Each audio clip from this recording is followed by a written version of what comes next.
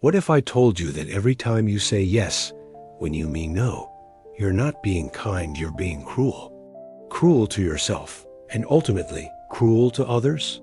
There's a question that haunts the corridors of every people-pleaser's mind. Why do I feel so empty when everyone seems so pleased with me? Tonight, we're going to excavate that emptiness together, and what we find might disturb you, but it will also liberate you. If this resonates, please like this video and subscribe. By the end of this journey, you'll become a different person.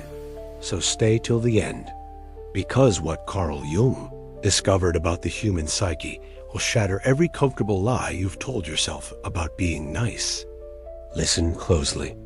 There's a particular kind of exhaustion that lives in the bones of those who give too much, a weariness that sleep cannot cure, a depletion that no amount of gratitude can fill. You know this fatigue intimately, don't you? It's the weight of carrying everyone else's emotions while forgetting the color of your own. Jung called this the persona, the mask we wear to meet the world's expectations. But what happens when the mask becomes so heavy that it begins to crush the face beneath? What happens when you've become so skilled at reading others' needs that you've forgotten the language of your own desires? The people-pleaser lives in a peculiar hell, surrounded by people, yet profoundly alone. You've perfected the art of making others comfortable while remaining a stranger to your own comfort. You've become a master of harmony for everyone except yourself. And here's the cruelest irony. The very people you exhaust yourself trying to please often respect you less for it. Machiavelli understood something profound about human nature that the people-pleaser refuses to accept. When you make yourself too available, too accommodating, too willing to bend, others unconsciously begin to see you as weak. Not because they're inherently cruel, but because they intuitively recognize that someone who doesn't value their own time, energy, and boundaries might not truly value anything at all. Your endless giving isn't generosity, it's a desperate transaction. You give your attention, your time, your energy, hoping to purchase something you believe you cannot simply claim: worthiness, love, acceptance. But notice how this transaction never feels complete, does it? The more you give, the more you need to give. The hunger grows with the feeding, because you're trying to fill an inner void with outer validation. Jung observed that what we resist in ourselves, we project onto others. The people-pleaser, afraid of their own selfishness, becomes convinced that everyone else's needs are more legitimate, more urgent, more deserving than their own. You've made yourself an exile from your own kingdom, a servant in your own house. But here's what no one tells you about this exhaustion. It's not just tired, it's angry. Beneath the pleasant smile, behind the eager nods, there's a rage burning. Rage at being taken for granted. Rage at being misunderstood despite your constant efforts to understand others. Rage at feeling invisible while making everyone else feel seen. This anger frightens you because it contradicts everything you believe about your good nature. The shadow, Jung's term for the disowned parts of ourselves, grows fat on this repressed anger. And shadows, when fed long enough, eventually demand their due. They emerge in passive aggression, in sudden explosions, in mysterious illnesses that force the rest you couldn't give yourself. The psyche has its own intelligence, and it will create what it needs, even if consciousness refuses to cooperate. Tonight, we begin the journey of reclaiming what you've scattered to the winds. Your energy, your boundaries, your right to exist as you are, rather than as others need you to be. Let's trace the origin of your chains. The people-pleaser isn't born. They're carefully crafted by a society that profits from their compliance, their self-sacrifice, their inability to say no. From your earliest days, you learned a brutal equation: love equals performance. Cry and face disapproval. Express anger and risk abandonment. Show need and be labeled selfish. So you learned to read faces before you could read books, to sense moods before you understood your own feelings. You became an emotional detective, constantly gathering intelligence about others' needs while your own remained a mystery. Jung spoke of the collective unconscious, the shared psychological patterns that shape human behavior. Within this collective system lies a particularly insidious program, the belief that good people sacrifice themselves for others. This programming runs so deep that questioning it feels like heresy, like a betrayal of your very goodness. But consider this. When you automatically say yes to every request, you're not being generous, you're being unconscious. You're operating from programming, not choice. True generosity requires the ability to say no. Otherwise, your yes means nothing. It's the difference between a gift freely given and tribute extracted by emotional taxation. Nietzsche, in his unflinching way, called this the slave morality, a system of values that celebrates weakness, self-denial, and suffering as virtues.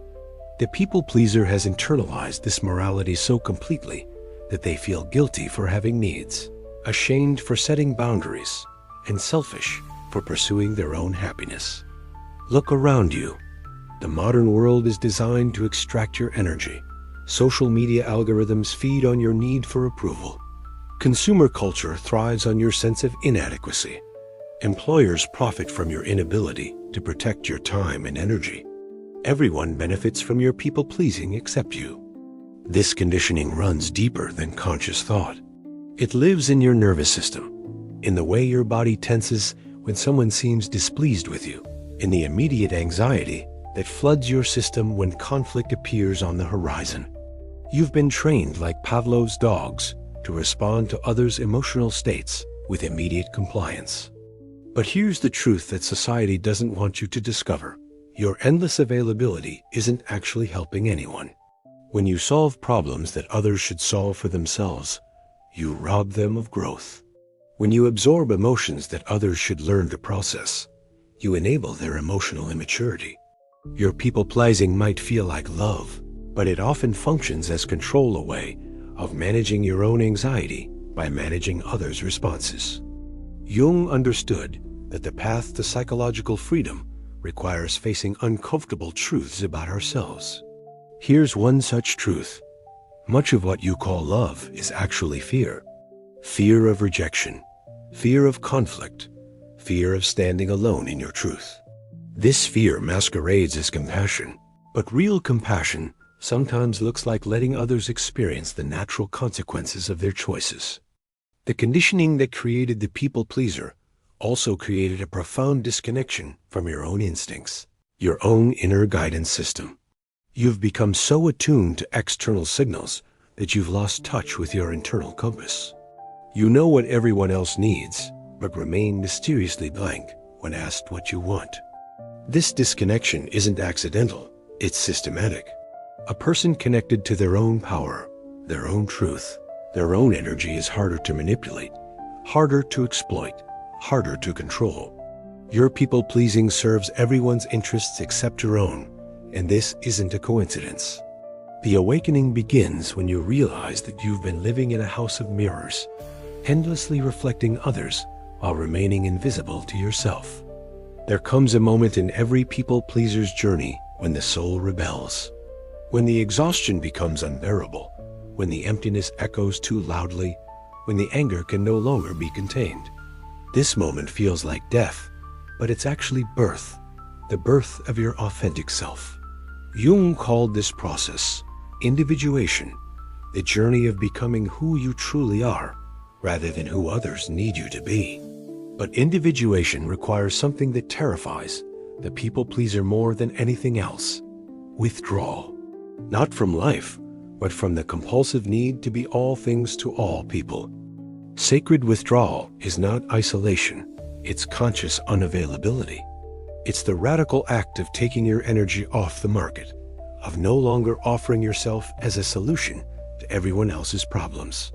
It's learning to sit with others' disappointment without immediately rushing to fix it. It's discovering that you can care about someone without carrying their emotions. This withdrawal will feel wrong at first. Your conditioning will scream that you're being selfish, cruel, abandoning your responsibilities. But notice something. Whose voice is that, really? Is it your authentic inner wisdom speaking, Or is it the internalized expectations of a system that profits from your depletion? Machiavelli observed that a prince must sometimes be feared to be effective, not through cruelty, but through the clear establishment of boundaries. The people pleaser has never learned to be feared in this healthy sense. They've never established the kind of boundaries that command respect. Instead, they've made themselves so perpetually available that others take their presence for granted. When you begin to withdraw your automatic yes, something remarkable happens. People start paying attention. Not because you've become cruel or withholding, but because scarcity creates value. When your time and energy are no longer infinite resources, people begin to respect them. When your attention is no longer guaranteed, it becomes precious. But here's the deepest truth about withdrawal. It's not really about others at all. It's about returning home to yourself. It's about sitting in the silence long enough to hear your own voice beneath the chorus of others' demands. It's about learning to tolerate your own company, to find your own counsel adequate, to trust your own judgment. In this withdrawal, you'll encounter everything you've been running from: loneliness, boredom, anxiety, the full spectrum of human emotion that you've been medicating with the approval of others. This is where the real work begins. This is where you discover that you're not empty. You're full, but full of things you haven't allowed yourself to feel. Nietzsche spoke of the eternal return, the idea that we must live as if we'll repeat our life exactly as it is, eternally. Would you choose to repeat a life spent in service to others' approval? Would you choose to eternally return to this exhaustion, this self-abandonment, this hunger that never gets fed? The withdrawal is also a withdrawal from others' projections. The people pleaser becomes a screen onto which others project their own disowned needs for nurturing, for understanding, for unconditional acceptance. When you withdraw this screen, people are forced to face these needs in themselves. Some will be grateful for this gift. Others will be angry. Your job is not to manage their response. In the silence of withdrawal, you'll hear something you haven't heard in years: your own desires. Not the desires you think you should have, not the desires that would make others happy, but the raw, honest longings of your authentic self. These desires might shock you with their simplicity, their selfishness, their beautiful humanity. This is the paradox of withdrawal. By pulling back from others, you actually become more available to yourself. By refusing to be everything to everyone, you become something to someone, you become something to you. Something profound happens in the space between withdrawal and return. In that liminal realm where you're no longer who you were, but not yet who you're becoming, a new kind of power emerges. Not power over others, but power with yourself. Not dominance, but presence. Not force, but authority. Jung understood that true strength comes from integrating our shadow, those parts of ourselves we've rejected or denied. For the people pleaser, the shadow contains all their disowned selfishness, their repressed anger, their forbidden desires. But when these elements are consciously integrated, rather than projected or suppressed, they become sources of tremendous energy and authenticity. This integration is not about becoming cruel or indifferent. It's about becoming whole. It's about accepting that you have needs, desires, limits, and preferences, and that these are not character flaws to be overcome, but essential aspects of your humanity to be honored. Watch what happens when you begin to speak from this integrated place. Your no carries weight because it comes from genuine self-knowledge rather than reactive fear. Your yes has meaning because it represents a conscious choice rather than compulsive compliance. People sense the difference immediately, even if they can't articulate it. Nietzsche wrote about the bar mensch, not a superhuman, but a person who has transcended the need for external validation, who creates their own values rather than adopting society's values wholesale. The people pleaser who has integrated their shadow becomes something like this: not cruel or selfish, but free. Free from the exhausting need to maintain a false self, free from the compulsive fear of others' disapproval. This freedom manifests in subtle but profound ways. You stop explaining yourself so much because you no longer doubt your own legitimacy. You stop over-apologizing because you recognize that your existence doesn't require constant justification. You stop reading every interaction for signs of approval or disapproval because your sense of worth no longer depends on external feedback. But perhaps most importantly, you become genuinely helpful for the first time. When your help comes from overflow rather than depletion, when your giving springs from abundance rather than the desperate hope for reciprocal love, it carries a different quality. It's cleaner, more effective, more sustainable. Others can sense that your kindness doesn't come with hidden expectations or unconscious resentment. The integrated former people pleaser becomes what Jung called the wounded healer, someone who has transformed their own suffering into wisdom, their own healing into the capacity to truly serve others. But this service looks nothing like their previous people-pleasing. It's boundaried, conscious, and rooted in self-respect. Machiavelli's prince was effective not because he was loved by everyone, but because he was respected by those who mattered, and because he understood his own power and wielded it wisely. The integrated individual operates with similar wisdom. They understand that trying to be loved by everyone is a recipe for being respected by no one, including themselves. This rebirth also brings a new relationship with solitude. The people-pleaser feared being alone because they equated solitude with rejection, abandonment, worthlessness. But the integrated individual discovers that solitude is not the absence of connection, but the presence of self. It's not empty space, but rich inner landscape. It's not punishment, but privilege. In this new relationship with yourself, you discover that you're actually quite good company. You're interesting, complex, worthy of your own attention and care. This discovery is revolutionary because it means you no longer need to earn your place in the world through service to others. You belong here simply because you exist. From this place of belonging to yourself, all your relationships transform. You're no longer relating from need, but from choice, not from fear, but from curiosity, not from depletion, but from fullness. As we near the end of this journey together, I want to offer you something more valuable than answers: the right questions. Jung believed that the psyche reveals itself not through direct assault, but through patient, honest inquiry. These questions are mirrors that will reflect back to you the truth of your own experience. Ask yourself, when was the last time you felt truly seen, not admired for what you do for others, but seen for who you are when you're not performing, not giving, not solving anyone else's problems? When was the last time someone was curious about your inner world, not because they needed something from you, but because they found you inherently interesting? Here's another. What would you do with your time, your energy, your life if you knew that no one would praise you for it, and more importantly, no one would criticize you for it either? What would you choose if choice was purely about your own deep pleasure, your own sense of rightness, your own mysterious callings? And this one might sting. How much of your identity is built on being needed? If people stopped asking for your help, stopped depending on your emotional labor, stopped turning to you for solutions, who would you be? Can you imagine yourself as valuable beyond your utility to others? Consider this. What are you afraid will happen if you disappoint someone? Really afraid in your body, in your deepest imagination? Are you afraid they'll leave? Are you afraid they'll stop loving you? Are you afraid you'll discover that the love was conditional all along?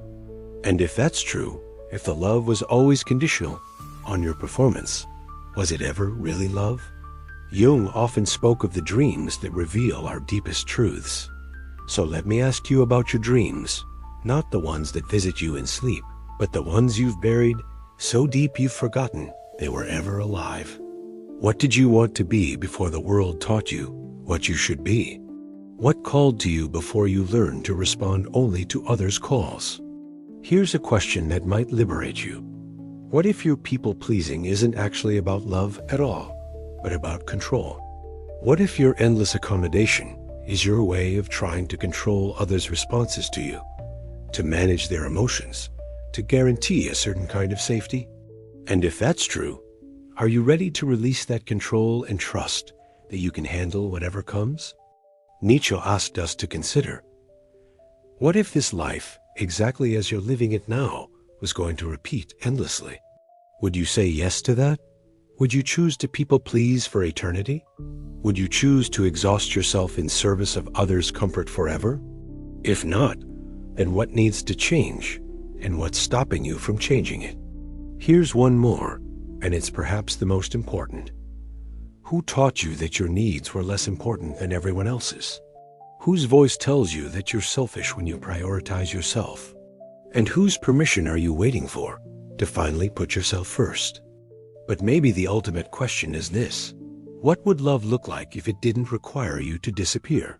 What would relationships look like if they could handle the fullness of who you are, your needs, your boundaries, your occasional selfishness, your imperfect humanity? What would your life look like if it was built on the foundation of self-respect rather than self-sacrifice? These questions don't demand immediate answers. They're seeds planted in the soil of your consciousness. Let them grow. Let them disturb you. Let them wake you up from the trance of automatic giving, compulsive niceness, and the endless hunger for approval that can never be satisfied. The truth is, you already know the answers. They live in the part of you that gets tired, that gets angry, that dreams of saying no, that longs to be chosen for who you are rather than what you provide. Trust that knowing. Honor that wisdom. And so we return, but we return changed. The journey from people-pleasing to authentic selfhood is not a destination but a practice. Not a one-time transformation, but a daily choosing of yourself over the comfortable familiarity of self-abandonment. Jung understood that individuation, becoming who you truly are, is the work of a lifetime. It's not about perfection, but about consciousness. Not about never slipping back into old patterns, but about recognizing them more quickly and choosing differently more often. A former people-pleaser doesn't become invulnerable to the pull of external validation. They simply develop a stronger connection to their internal compass. This integration means learning to live in the tension between your own needs and others' expectations without automatically sacrificing yourself to resolve that tension. It means getting comfortable with the discomfort of others' disappointment. It means accepting that you cannot control how others feel about your choices, but you can control how you respond to their feelings. Watch how your relationships begin to shift as you integrate this new way of being. Some relationships will deepen, nourished by your newfound authenticity and the space you create for others to be authentic too. These are the relationships worth keeping. The ones that can handle your wholeness, that celebrate your boundaries, that love you for who you are, rather than what you do. Other relationships will strain or end, and this is also sacred. Machiavelli taught that it's better to be respected than loved. But the highest teaching is that you can be both, by those who are capable of seeing your worth beyond your willingness to serve them. Let go of the relationships that require your diminishment. They were never serving your highest good anyway. The integrated former people-pleaser becomes a different kind of giver. When they give, it's from overflow rather than emptiness, from choice rather than compulsion. Their generosity carries no hidden expectations, no unconscious contracts. They give because they want to, when they want to, how they want to. And sometimes they don't give at all, and that's okay too. This new way of being ripples outward in ways you might not expect. Your children, if you have them, learn that they don't need to earn love through performance. Your friends discover that they can be honest with you because you're honest with yourself. Your colleagues respect your time because you respect it first. Your romantic partners fall in love with your actual self rather than the accommodating persona you used to present. But perhaps most importantly, you develop a relationship with yourself that sustains you through all the external changes. You become your own best friend, your own wise counsel, your own source of comfort and celebration. You learn to sit with yourself in silence and find it peaceful rather than uncomfortable. You learn to trust your own judgment, honor your own feelings, and celebrate your own victories.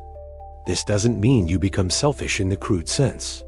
You become selfish in the sacred sense, committed to the care and keeping of your own soul, devoted to the honoring of your own journey, dedicated to the truth of your own experience.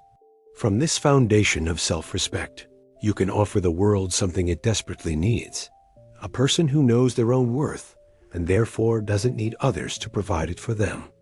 The journey from people-pleasing to selfhood is ultimately a spiritual journey. It's about recognizing that you are not meant to be a supporting character in everyone else's story, but the protagonist of your own. It's about understanding that your existence has inherent value, that your happiness matters, that your needs are legitimate, and that your boundaries are sacred. As you walk forward from here, remember, every time you choose yourself, you make it easier for others to choose themselves too. Every boundary you set gives others permission to set their own. Every time you say no to what depletes you, you create space to say yes to what nourishes you. This is not selfish, this is revolutionary. The world needs people who know their own worth, who protect their own energy, who speak their own truth. The world needs you, not the diminished version of yourself that you've been offering, but the full, authentic, boundaried, powerful being you are always meant to be. Your journey begins now, not tomorrow, not when you feel ready, not when others give you permission.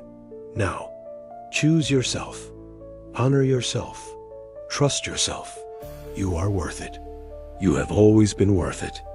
And in choosing yourself, you choose freedom, not just for you, but for everyone whose life you touch. This is the ultimate gift of the integrated self, not just personal liberation, but the liberation of everyone who gets to experience what it looks like when a human being lives in full alignment with their own truth. This is your invitation. This is your calling. This is your time. The path is before you. Take the first step.